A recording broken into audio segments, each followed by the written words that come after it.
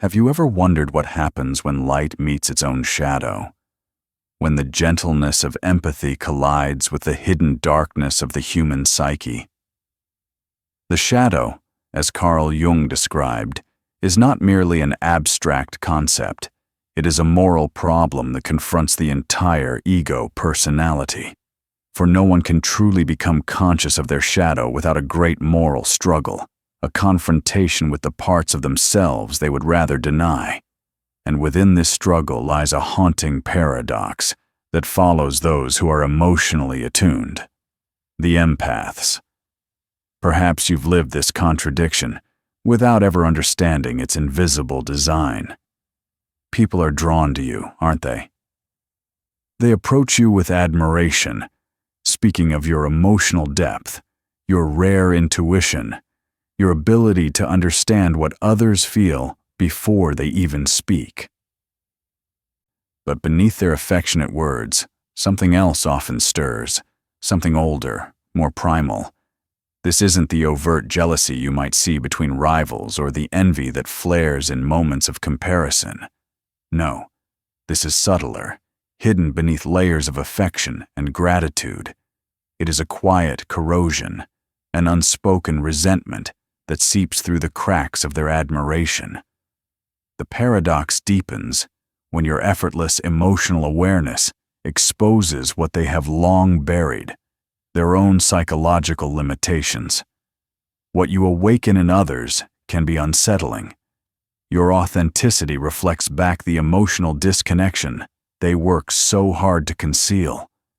And because this reflection feels unbearable, hostility begins to take shape beneath the surface, wearing the mask of closeness. They may shower you with praise while simultaneously diminishing your light. They may depend on your sensitivity, yet exploit it without offering true understanding in return. They might even express concern about your intensity, all while benefiting from the emotional clarity you bring into their chaos. Jung called this hidden struggle shadow possession. When an individual becomes overtaken by the very parts of themselves they have rejected, instead of confronting their emotional emptiness, they become consumed by resentment toward those who embody what they cannot reach within. This unconscious envy drives a desperate compulsion, the need to either control or destroy the empathic individual who unsettles their fragile equilibrium. Jung recognized this mechanism as fundamental to human nature. What we fail to acknowledge in ourselves, we inevitably cast upon others, and what we project, we instinctively attempt to dominate or eliminate. When someone encounters an empath, they are forced to face a living reflection of their own estrangement from emotional truth. The empath becomes a mirror, silently revealing the shadow, the hidden, unacknowledged, and undeveloped parts of another's psyche. Have you ever considered this transformative question? What if the envy you so often stir in others isn't a sign that you are too much, too intense, or too emotional, but rather undeniable proof of your psychological authenticity? What if their urge to minimize your emotional clarity says less about your supposed fragility and far more about their fear of your quiet power? You are about to uncover why your empathic gifts so consistently draw individuals who profess deep admiration and affection, while at the same time systematically undermining your self-trust and inner certainty. More importantly, you will begin to cultivate the awareness needed to identify these subtle patterns before they drain your energy. Through this awareness, you'll learn how to respond from a place of conscious intention rather than from the pull of unconscious habit.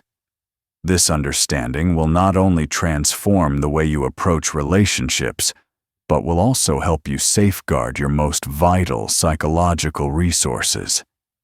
Yet this journey is not solely about learning to set boundaries, though boundaries are indeed essential. It is about perceiving the deeper psychological mechanics that give rise to these recurring dynamics. You will discover how Jung's notion of the collective shadow reveals itself in the treatment of empaths, and why emotionally underdeveloped individuals unconsciously seek to possess, suppress, or destroy what they cannot yet integrate within themselves. Your very sensitivity, your intuitive radar, becomes a lightning rod for the unresolved psychological material of others, drawing their projections like storm clouds to a single point of truth. The transformation that awaits you represents what Jung called the confrontation with the unconscious, a demanding yet profoundly liberating process. It requires immense courage, but offers rewards equal in magnitude. You will learn to distinguish between genuine emotional connection and psychological vampirism, between authentic intimacy and empathic exploitation, between conscious love and shadow possession. And most crucially, you'll discover how to sustain your empathic gifts while protecting yourself from those who would quietly diminish or even destroy them. This path will challenge everything you thought you knew about sensitivity, emotional availability, and what it truly means to care for others. Jung understood that the journey toward psychological wholeness demands that we face uncomfortable truths about human nature, including the unsettling realization that those who claim to love us most may, beneath the surface, harbor the deepest resentment toward our authentic light. Such a journey demands what Jung described as moral courage, the strength to face reality even when it threatens our cherished ideals of love, family, and friendship. You may come to see that some relationships you believed were built on mutual care were, in truth, founded upon unconscious extraction. You might recognize that your empathy, that sacred gift, has been systematically taken advantage of by those closest to you, often under the comforting disguise of needing your help or of valuing your sensitivity. This revelation can feel devastating at first. It can shake the foundations of your understanding and trigger what Jung called the confrontation with reality. Many empaths experience an almost painful awakening when they first identify these recurring patterns, a deep disillusionment, a breaking of the illusion that their emotional generosity was met with genuine appreciation, rather than unconscious dependence and quiet exploitation.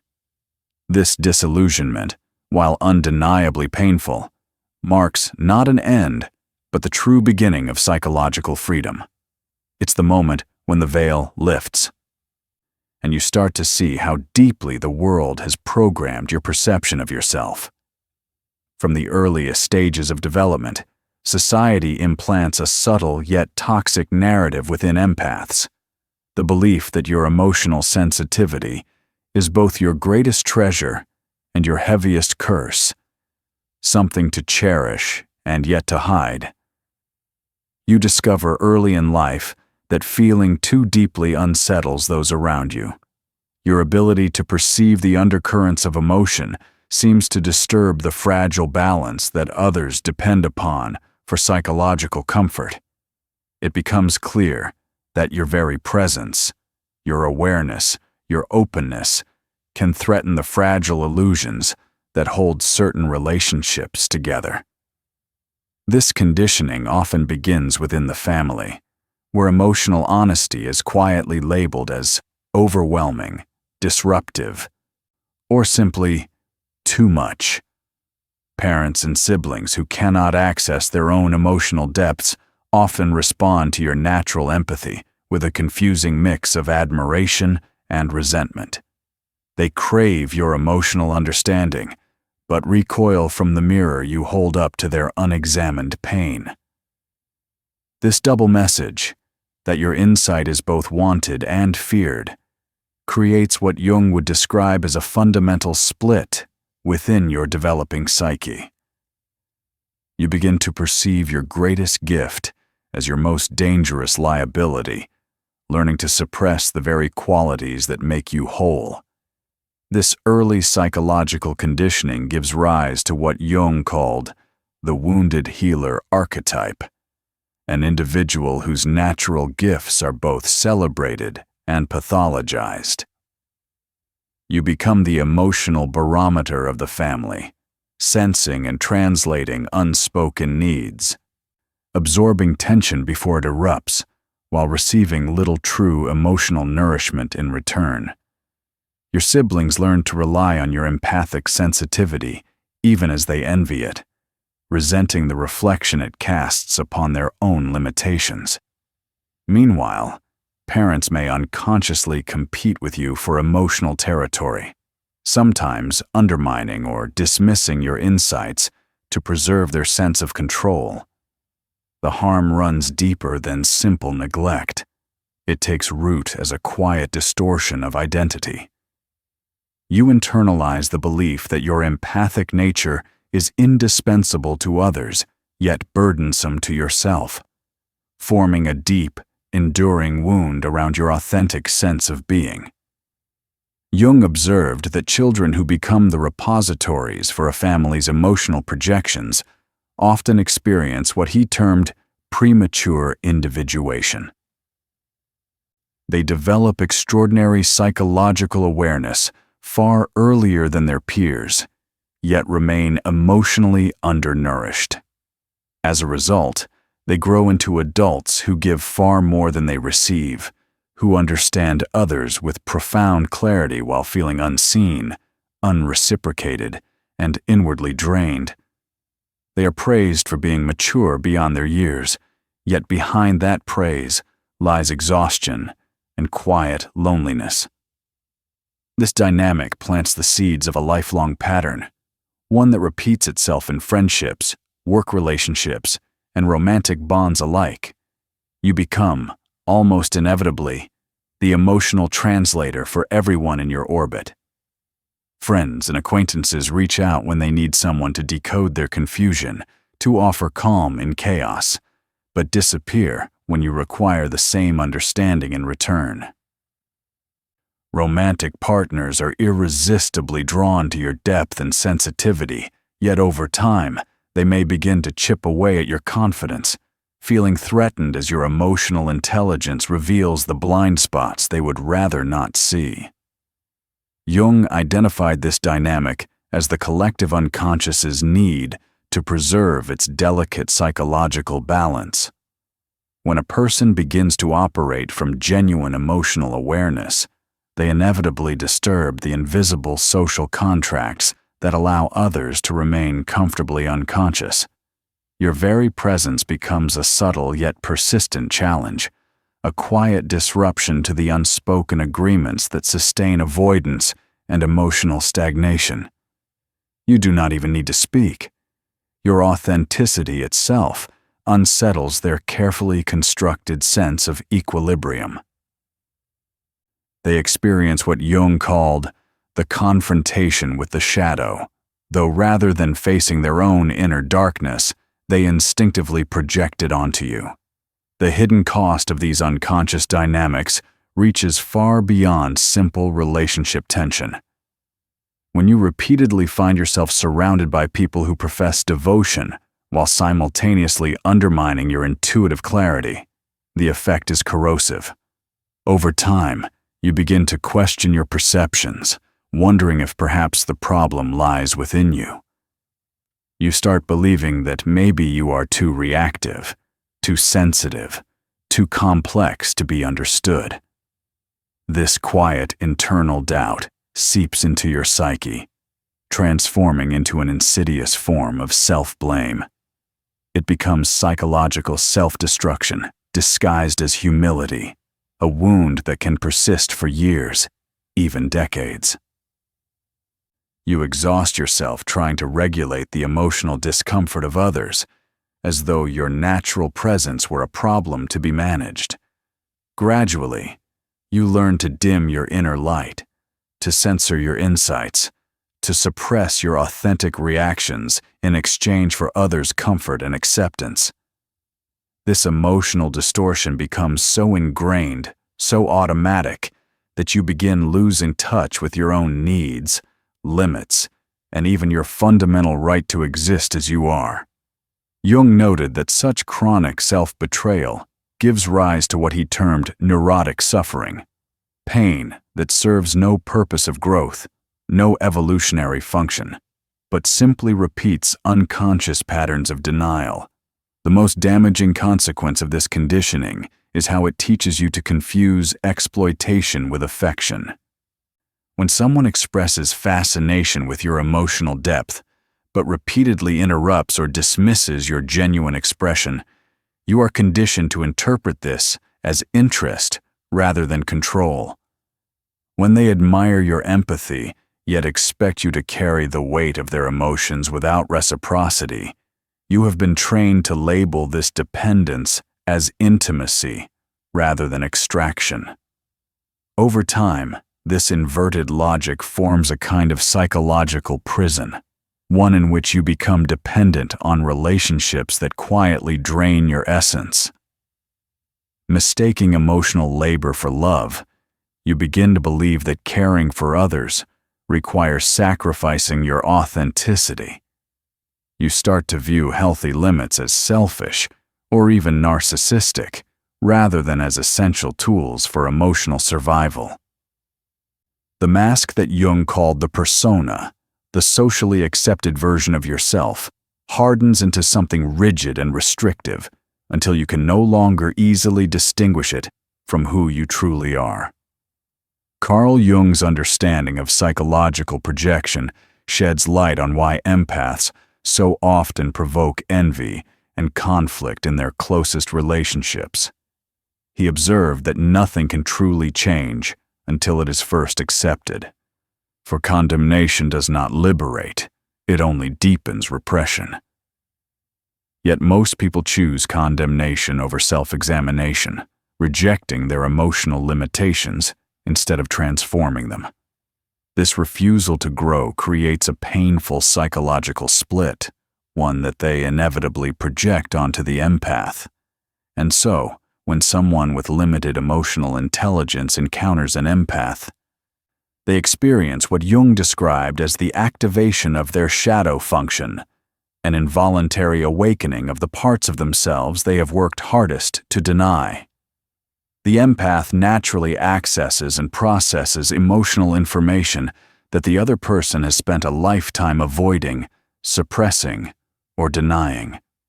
This confrontation with what has long been hidden creates profound psychological turbulence, an inner storm that exposes the uncomfortable truth of their own developmental arrests. It's as if your very presence shines a light into corners they have never dared to explore, revealing the emotional debris they've carefully concealed beneath layers of defense and distraction. Rather than acknowledging this inner deficit and doing the deep personal work required to expand their emotional capacity, most individuals unconsciously project their disowned emotional potential onto the empath. You become, without intending to, the living repository for everything they refuse to integrate within themselves: their grief, their envy, their longing for connection, and their unhealed pain. This projection performs a dual function, both seductive and destructive. It allows them to experience their rejected emotions vicariously through you, as though you are the stage on which their unconscious drama unfolds. Simultaneously, it gives them permission to resent you for embodying what they lack. Jung recognized this pattern as a fundamental psychological defense mechanism. When we cannot bear something within ourselves, we instinctively locate it in others, and then attempt to control, diminish, or destroy it there. The energetic dynamics at play in these interactions are as subtle as they are corrosive, both intricate and profoundly destabilizing. Jung also understood that psychological energy operates according to laws similar to those governing physical energy. It cannot be created or destroyed, only transformed or transferred. When a person lacks the ability to generate authentic emotional awareness within themselves, they unconsciously seek to siphon it from those who can. Empaths, with their natural abundance of emotional vitality, become the primary targets for this unseen exchange, a form of psychological parasitism that drains rather than nourishes. This dynamic often disguises itself beneath the appearance of profound intimacy. What seems at first like deep emotional connection gradually reveals itself as energetic exploitation. The other person feels emotionally sustained by your empathy, unaware or unwilling to admit that they are dependent upon it. They begin to feel entitled to your constant emotional labor, constructing elaborate scenarios to trigger your compassion, orchestrating subtle crises that demand your involvement. Over time, your natural compassion, once your greatest strength, becomes weaponized against your own well-being. It gives rise to what Jung would identify as a complex and autonomous psychological pattern that operates beneath conscious control. These individuals often develop sophisticated strategies for extracting your empathic energy while maintaining the illusion of innocence. They might repeatedly create emotional emergencies that require your intervention, share deeply personal stories that bind you in obligation, or present themselves as uniquely wounded souls whose healing only you can facilitate. In this way, they evolve into what Jung referred to as psychological vampires, individuals incapable of generating their own emotional vitality and thus compelled to draw it from others. The most skilled manipulators learn to disguise their dependence behind a mask of vulnerability. What appears to be openness or honesty is, in truth, a subtle mechanism of control, a carefully constructed invitation that pulls you deeper into their emotional orbit. They share their trauma, not as a genuine attempt to heal or connect, but as a carefully crafted method to forge an empathic bond that ensures your continued emotional availability. What they call intimacy is, in truth, dependency disguised as love, a need presented as connection, a void presented as vulnerability. Their inability to reciprocate is reframed as evidence of their special sensitivity, a narrative that compels your compassion while quietly binding your attention. Jung recognized this subtle manipulation as inflation through identification, a process by which an individual expands their sense of worth by vicariously possessing another's emotional depth. Through you, they momentarily feel whole. Jung also observed that this entire process operates almost entirely beneath the surface of conscious awareness. The person exploiting your empathic nature may genuinely believe they cherish and value you. On the level of consciousness, they experience appreciation, gratitude, even affection for your understanding. Yet deep within their unconscious, resentment ferments. Resentment toward your emotional freedom, toward the ease with which you access what they have spent a lifetime suppressing. This contradiction gives rise to the bewildering mixed signals that empaths encounter again and again. There are professions of love intertwined with subtle sabotage, gestures of closeness laced with quiet withdrawal. Once you learn to see these patterns, their identification becomes unmistakable. Notice when someone continually seeks your emotional support, but withdraws or grows dismissive when the same is required of them. Observe how they react when you begin to establish boundaries around your emotional energy. Do they respect those limits, or do they subtly guilt you for asserting them? Pay attention to the small, nearly invisible ways they maneuver to make you responsible for their emotional balance, while offering little, if any, genuine reciprocity. Most revealing of all, watch their reaction to your growth and healing. An individual operating from psychological projection will often feel threatened as you evolve. When you strengthen your boundaries or start prioritizing your own well-being, your progress forces them to confront their own emotional stagnation. This confrontation awakens deeper layers of unconscious envy. They may respond by subtly undermining your confidence, creating new crises that demand your empathic intervention, or sowing doubt about your perceptions. Recognizing this mechanism changes everything. Instead of internalizing their mixed messages as evidence of your flaws, you begin to see them for what they truly are, symptoms of their own psychological state. Their envy becomes less an accusation and more a map of their inner terrain. Jung taught that when we can clearly perceive a psychological pattern, we reclaim the freedom to choose our response. As he famously stated, "I am not what happened to me. I am what I choose to become." For empaths, this truth marks a turning point, a moment when sensitivity is reframed from liability to legacy, from vulnerability to vitality, from burden to birthright. Your empathy is not something that requires apology or reduction. It is a refined and highly evolved form of emotional intelligence that demands both recognition and protection. The first step in honoring this gift lies in understanding that healthy empathy is built on conscious boundaries, not their absence.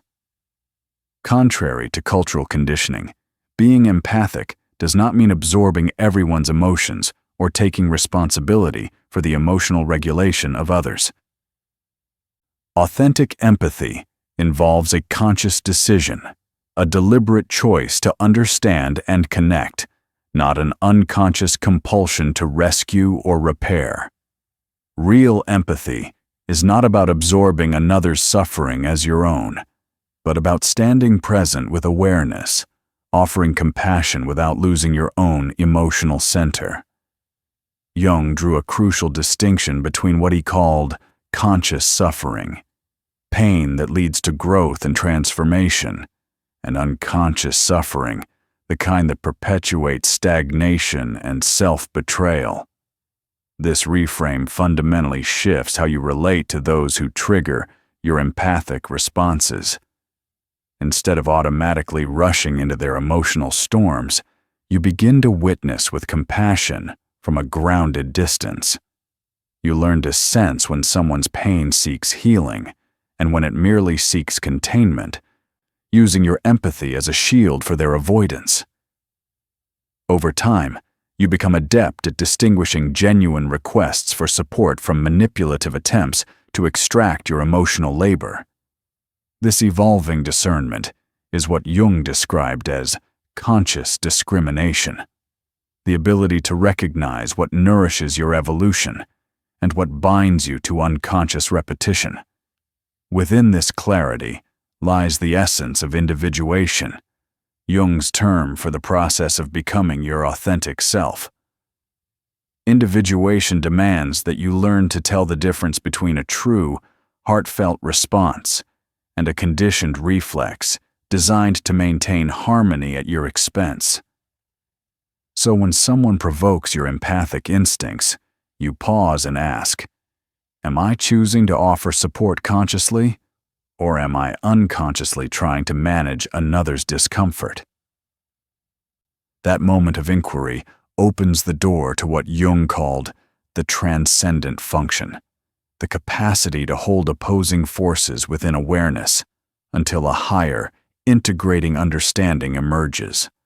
This practice transforms your empathy from reactive to responsive. You no longer automatically absorb other people's emotions. Instead, you witness them with understanding while remaining rooted in your own emotional equilibrium. Such transformation often provokes resistance. Those who have long depended on your unguarded empathy may sense the shift and feel threatened by it. As Jung noted, when we change our psychological patterns, we inevitably disturb the systems that thrive on our unconscious participation. The moment you begin to define and protect your empathic boundaries, expect pushback. People who have unknowingly relied on your emotional labor may escalate their demands, accusing you of becoming distant, cold, or self-absorbed. In reality, they are projecting their own fear of emotional responsibility onto your healthy new stance. Jung observed that projection intensifies most when the projected material is at risk of being withdrawn. They will resist losing the comfort of those unconscious arrangements, fighting, often unknowingly, to preserve the old equilibrium. Yet Jung understood this struggle as an essential phase of individuation. When you refuse to carry others' psychological projections, they initially experience it as abandonment, though in truth it is an invitation, an opening for them to develop their own emotional resilience. Your boundaries, then, become not walls of separation, but catalysts for collective growth. Even when they are met with anger or misunderstanding, they serve a higher function, awakening others to their own undeveloped emotional capacities. This, Jung explained, is the deeper purpose of individuation. It serves not only the individual's evolution, but also the psychological progress of humanity as a whole. Still, the emotional challenges of this transformation are immense and must be met with honesty. As you begin to prioritize your own needs, you may feel guilt. As you uphold your boundaries, you may face anxiety, fearing disapproval or rejection. And as you recognize how much of your vitality you have unconsciously surrendered to others, grief may arise. Grief for the years spent in self-forgetting. Yet each of these emotions plays a vital role in the reclamation of your inner authority.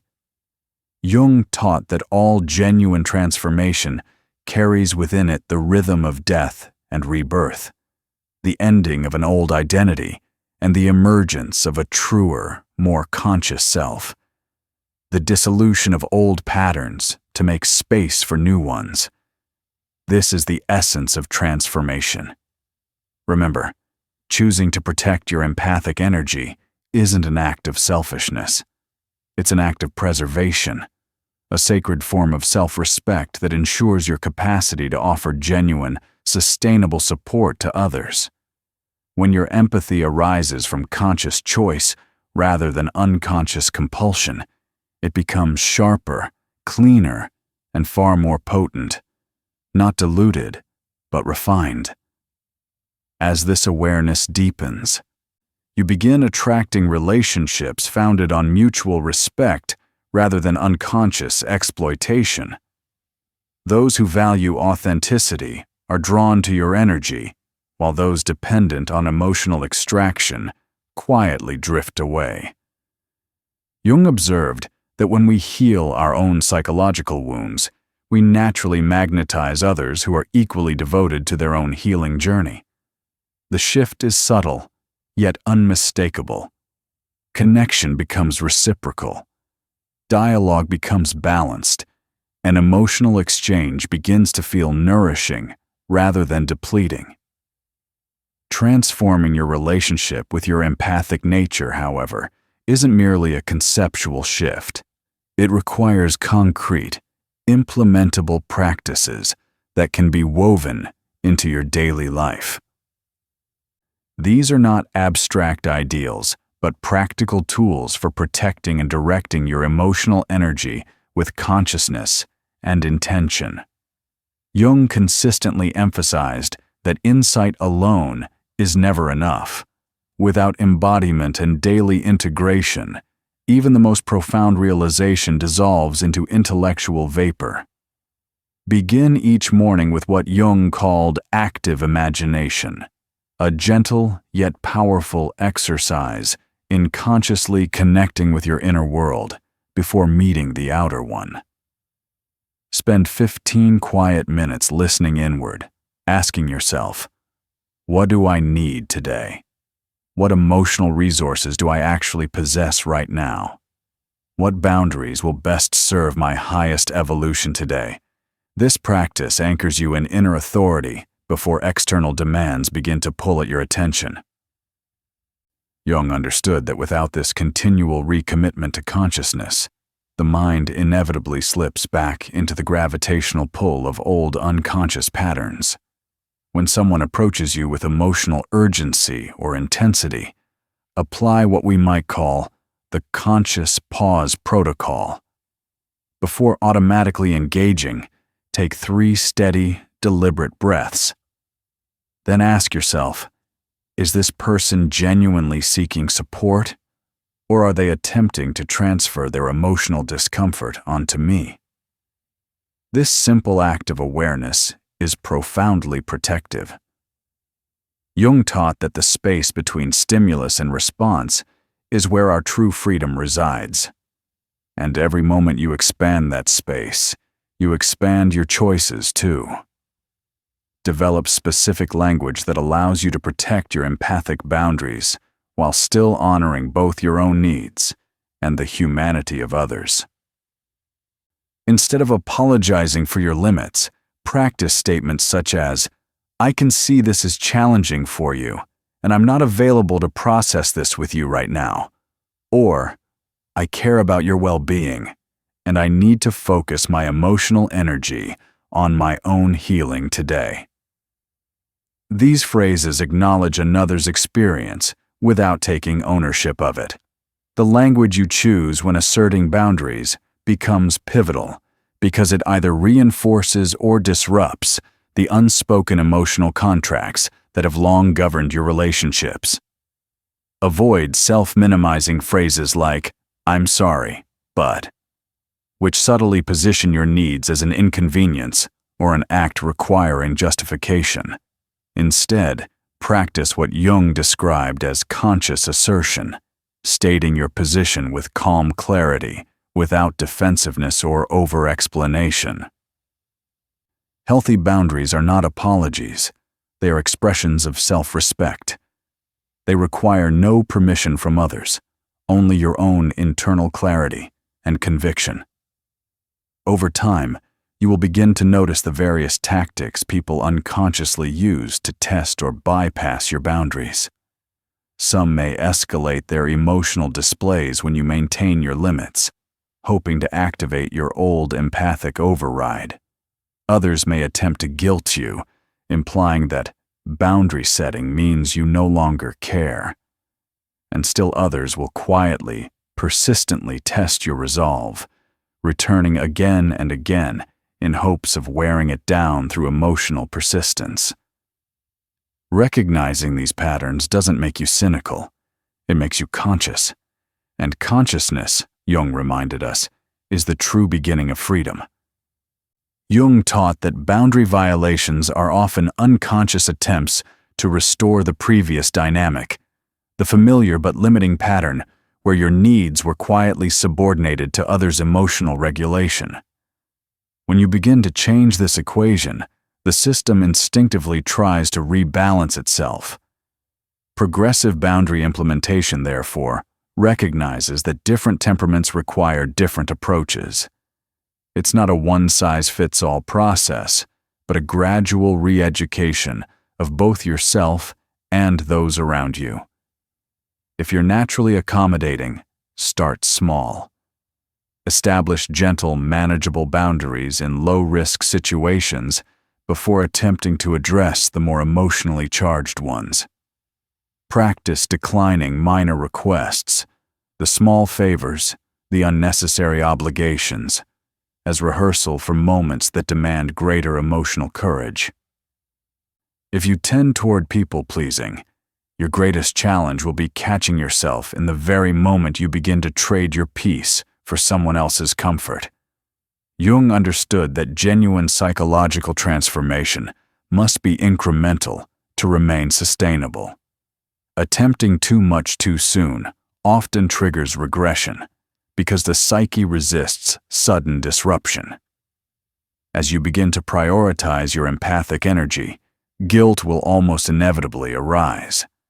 It's a natural byproduct of shifting long-standing conditioning. Jung reminded us that guilt often accompanies growth, not wrongdoing. When you feel guilt surface after asserting a boundary, pause and remember, this discomfort is not evidence of cruelty. It's evidence of evolution. You are dissolving patterns that no longer serve your expansion. Jung referred to this as neurotic guilt, a psychological residue that keeps us loyal to outdated roles and relationships. Learning to distinguish between healthy conscience and neurotic guilt becomes essential for psychological development. To anchor this awareness, create a daily practice of energy assessment. At the close of each day, take a quiet inventory. Where did I invest my energy today? Was it conscious or reactive? Did I receive reciprocal support, or did I overextend myself again? This simple reflection helps you identify subtle patterns before depletion takes root. Jung emphasized the necessity of self-observation without judgment, the art of noticing your own behaviors as data rather than moral verdicts. Even subtle signs of progress matter deeply. Recognize them. Celebrate them. Notice the first moment you can witness someone else's emotions without absorbing them. That single act marks the beginning of true emotional sovereignty. Appreciate the times you choose not to engage with manipulation, when you feel the pull of old dynamics but consciously decide otherwise. This is evidence of expanding consciousness. Honor the moments when you prioritize your needs without collapsing under guilt.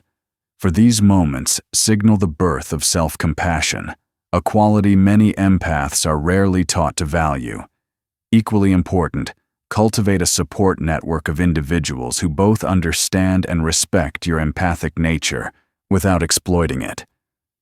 Jung emphasized the vital role of community in the individuation process, especially relationships with others devoted to their own psychological growth. Surround yourself with those who appreciate your sensitivity without feeling entitled to it, who support your limits without interpreting them as rejection.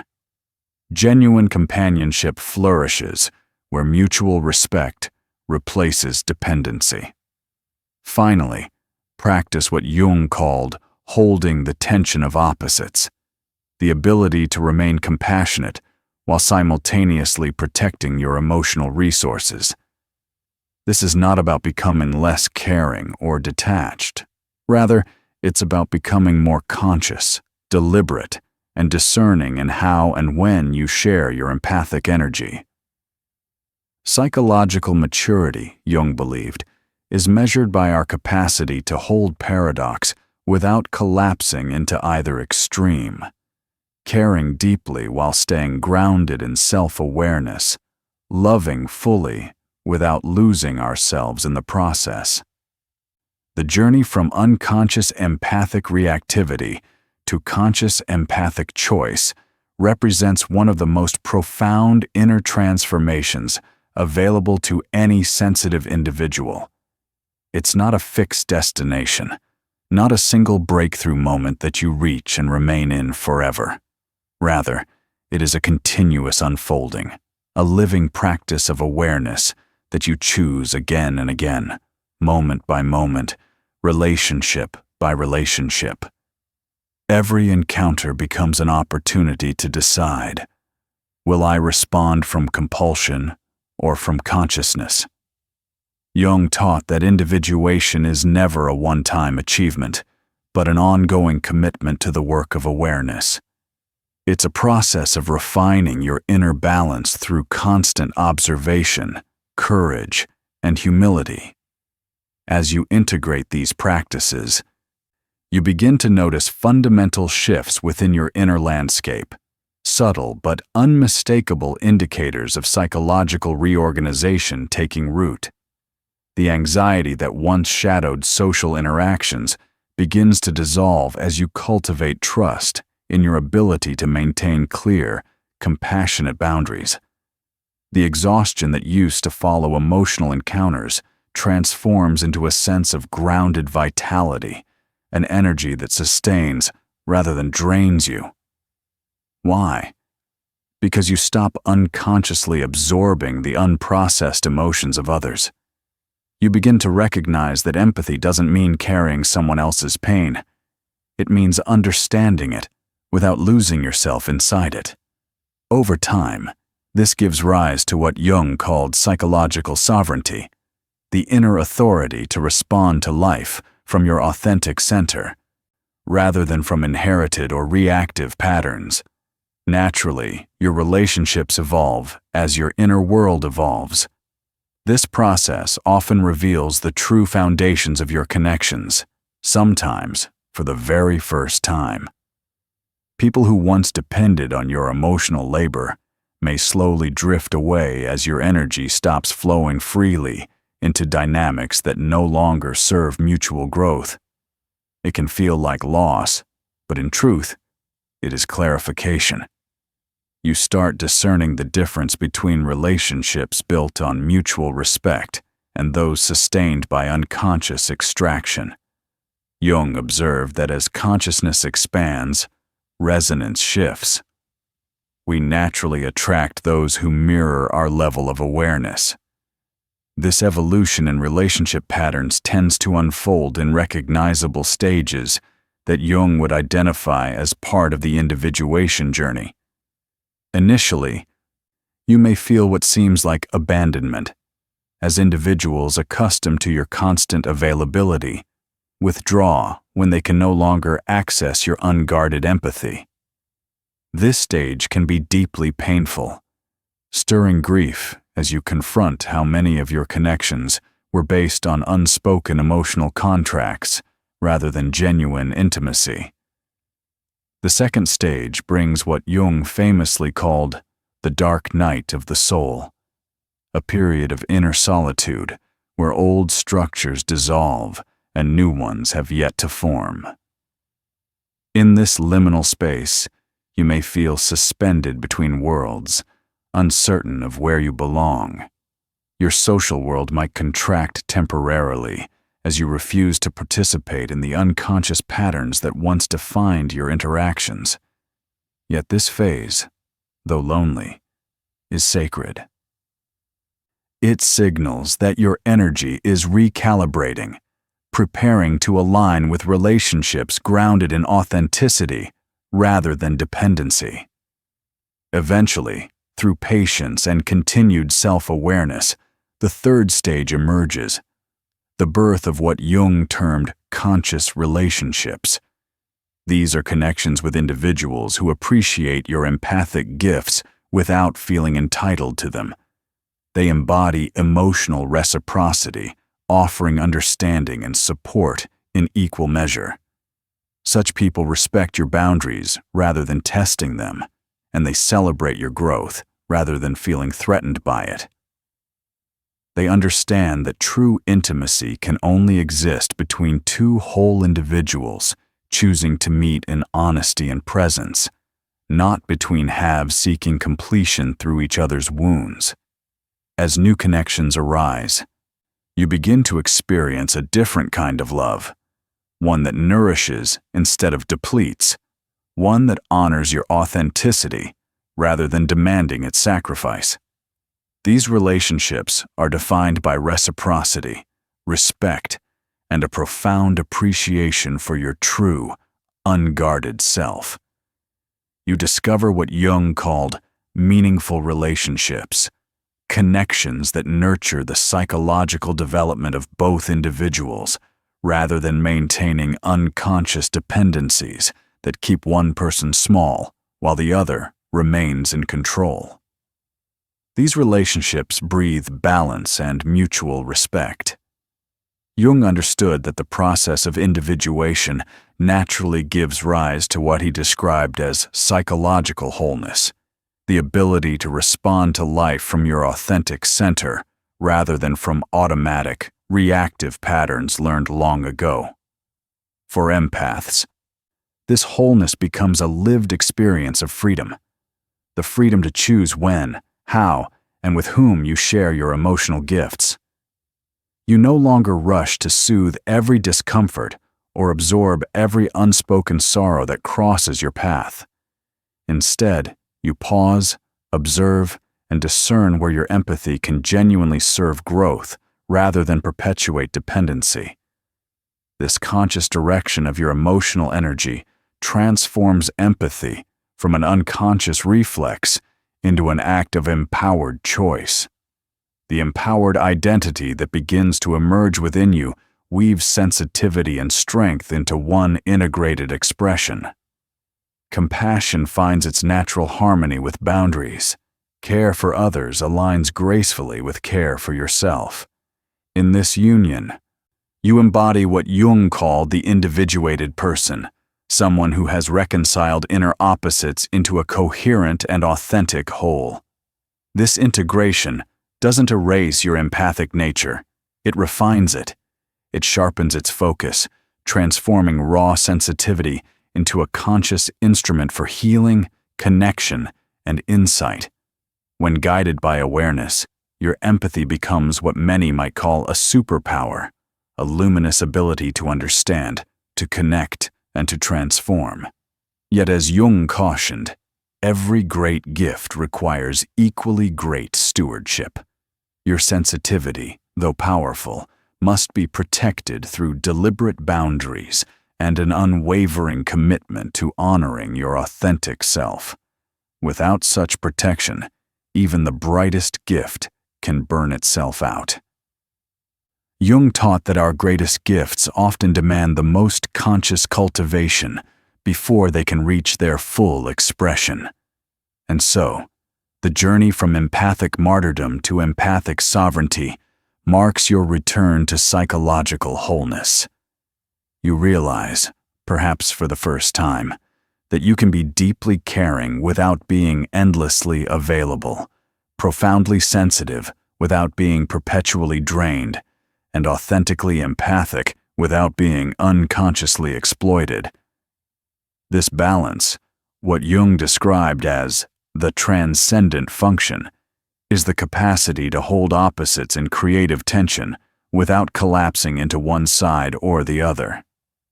It is the bridge between compassion and clarity, between giving and preserving, between heart and mind. Through this transformation, Jung's timeless wisdom reverberates. The most terrifying thing is to accept oneself completely. And yet, this is precisely what your empathic evolution demands. Your sensitivity is not something to minimize, hide, or fix.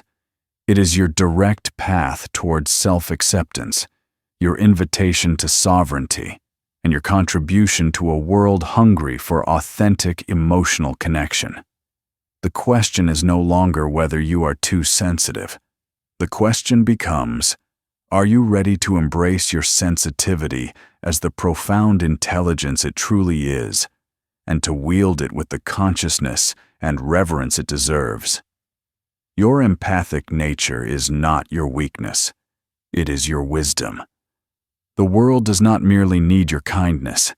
It needs your consciousness. It needs you awake, aware, and sovereign, rather than endlessly available and exhausted. Your boundaries do not diminish your compassion. They sharpen its impact. Your sovereignty does not suppress your empathy. It magnifies it. The journey continues. Your consciousness expands. Your empathy evolves. Welcome fully to your psychological sovereignty.